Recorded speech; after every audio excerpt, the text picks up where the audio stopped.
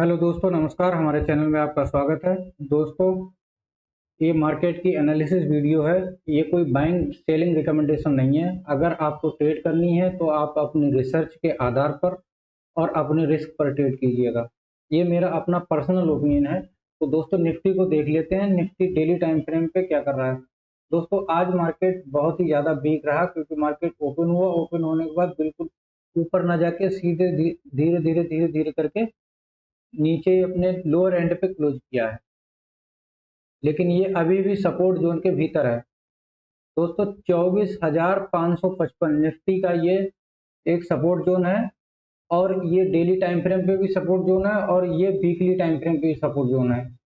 अब देख लेते हैं कि कल इसको किस तरीके से हम ट्रेड कर सकते हैं और क्या क्या इसके इंपॉर्टेंट लेवल हो सकते हैं। 15 मिनट टाइम फ्रेम पे देखते हैं। दोस्तों, 15 मिनट टाइम फ्रेम पे मार्केट ने एक ये जोन बनाया आखिर में। अगर मार्केट किसी जोन में कहीं पे ओपन होता है और डाउन साइड के लिए ब्रेकडाउन देता है, तो पहला टारगेट हमारा रहेगा 24,442 का, और दूसरा टारगेट हमारा रहेगा 24,357 का। ये हमारे डाउन साइड के लिए लेवल है।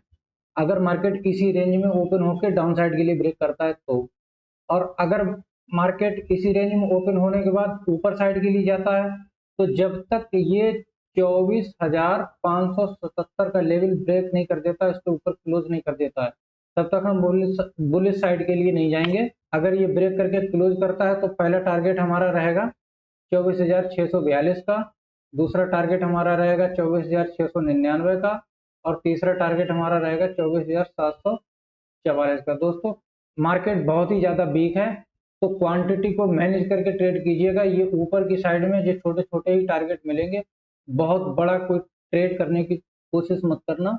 मार्केट ऊपर साइड के लिए बहुत जल्दी जाने वाला नहीं है। अब अगर मार्केट फ्लैट ना ओपन होकर गैप अप ओपन हो जाता है इस रेंज में कहीं पे, तो इस रेंज में अगर यहाँ पे कोई रेंज बनाता है, रेंज बनाने के बाद ये डाउन साइड के लिए उस रेंज का ब्रेकडाउन देता है, तो फिर हम पहले टारगेट 24,500 के लिए हम एक डाउन साइड के लिए स्कैल्प कर सकते हैं छोटा सा। और अगर यहीं पे होल्ड करने के बाद कोई अच्छी रेंज बनाए, और अच्छी रेंज बनाने के बाद ये ऊपर साइड के लिए ब्रेक करता है, तो हमारे फिर सेम यही लेवल रहेंगे। तो ये हो गया निफ्टी का एनालिसिस। अब देख लेते हैं बैंक निफ्टी कहाँ पे किस तरीके से ट्रेड कर रहा है। दोस्तों, डेली टाइम फ्रेम पे देख लेते हैं बैंक निफ्टी। भाई, बैंक निफ्टी तो बहुत ही ज्यादा बेरिश दिखाई दे रहा है डेली टाइम फ्रेम पे, और इसका जो सपोर्ट डेली टाइम फ्रेम पे निकल के आ रहा है, वो निकल के आ रहा है 53,500 का। डेली टाइम फ्रेम पे जो इसका सपोर्ट निकल के आ रहा है वो 53,500 का निकल के आ रहा है, ये जोन। वीकली टाइम फ्रेम पे देखते हैं क्या क्या चल रहा है बैंक निफ्टी में। वीकली टाइम फ्रेम पे भी इसका जो सपोर्ट बहुत ज़्यादा दूर नहीं है, और यही सेम सपोर्ट जो है वीकली टाइम फ्रेम का भी है। अगर ये टूटा तो मार्केट में अच्छी खासी हम लोगों को गिरावट देखने को मिल सकती है, जो 52,000 तक भी जा सकती है। अब देख लेते हैं 15 मिनट टाइम फ्रेम पे कि बैंक निफ्टी को हम कल किस तरीके से ट्रेड कर सकते हैं। दोस्तों, 15 मिनट टाइम फ्रेम पे बैंक निफ्टी 53,894 के लेवल पे क्लोज हुआ है। 53,894 इस लेवल पे क्लोज हुआ है। अब अगर मार्केट फ्लैट ओपन होता है यहीं कहीं पे, तो जब तक इस लेवल को ब्रेक डाउन नहीं कर देता, तब तक हम डाउन साइड के लिए नहीं जाएंगे। अगर डाउन साइड के लिए इस लेवल को ब्रेक करता है 53,784 के लेवल को, अगर ये ब्रेक करता है, तो हमको टारगेट जो मिलेंगे इंटरडे के लिए 15 मिनट टाइम फ्रेम को, वो मिलेंगे 53,699 का पहला टारगेट, और 53,596 का दूसरा टारगेट, और 53,501 का ये तीसरा टारगेट। ये तीन टारगेट हमें डाउन साइड के लिए देखने को मिलेंगे। अगर मार्केट किसी रेंज में कहीं पे ओपन होने के बाद ये बाइंग साइड के लिए हम तभी जाएंगे जब ये 54,016 के लेवल के ऊपर क्लोज नहीं कर देता। अगर ये इस लेवल के ऊपर क्लोज किया 54,016 के ऊपर, तो हमें पहला टारगेट मिलेगा वो 54,112, और दूसरा टारगेट हमें मिलेगा 54,204। ये दो टारगेट हमारे लिए अप साइड के निकल के आ रहे हैं। अगर ये टारगेट ये जोन टूटा तो 54,000 300।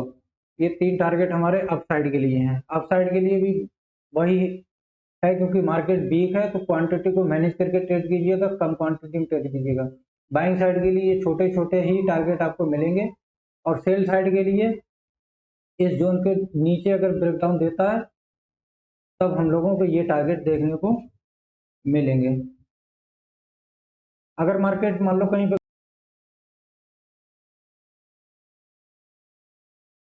गैप अप ओपन हो जाता इस जोन के आसपास, तो इस जोन में कोई रेंज बनाए, रेंज बनाने के बाद ये 54,016 के लेवल को अगर ब्रेक करता है तब हम बाइंग साइड के लिए जाएंगे। तो पहला टारगेट हमारा ये, दूसरा टारगेट हमारा ये 54,112 का पहला टारगेट और 54,204 का दूसरा टारगेट। और अगर मान लो मार्केट गैप डाउन ओपन हो जाता है, गैप डाउन ओपन हो जाता है तो बिल्कुल शांति से बैठेंगे, किसी तरीके का कोई भी ट्रेड नहीं लेंगे जब तक ये इस जोन के आसपास कहीं पे नहीं आ जाता। और इस जोन के आसपास आने के बाद यहाँ पे कोई बेरिश कैंडल बनाए या कोई रेंज बनाने के बाद ब्रेकडाउन दे, तब हम इन टारगेट के लिए जाएंगे, अदरवाइज हम सेल साइड के लिए नहीं जाएंगे। सेंसेक्स को देख लेते हैं कि किस तरीके से हम इसको भी ट्रेड कर सकते हैं। दोस्तों डेली टाइम फ्रेम पे देखते हैं। डेली टाइम फ्रेम पे सेंसेक्स का हमारा जो सपोर्ट निकल के आ रहा है वो आ रहा है 79,772, 79,772 ये डेली टाइम फ्रेम पे निकल के आ रहा है हमारा सपोर्ट।